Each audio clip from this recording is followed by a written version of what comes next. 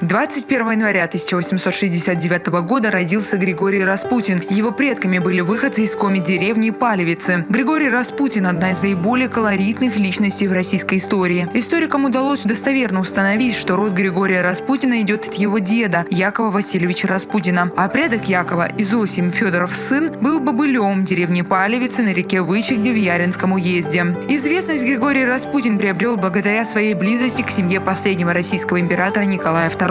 По мнению некоторых современников, он играл значительную роль в принятии кадровых и политических решений императора. В 1914 году выступил против войны, поддерживал бедных и осуждал смертную казнь. Был у Распутина поразительный дар провидения, поэтому он не только предсказал свою собственную смерть, но также и погибель царской семьи. Убили Григория Распутина в ночь на 17 декабря 1916 года. Похоронили в Александровском парке Царского Села. До февральской революции 1917 года даже предпринимались попытки канонизировать Григория Распутина. Но после революции по приказу Александра Керенского тело его было выкопано и сожжено.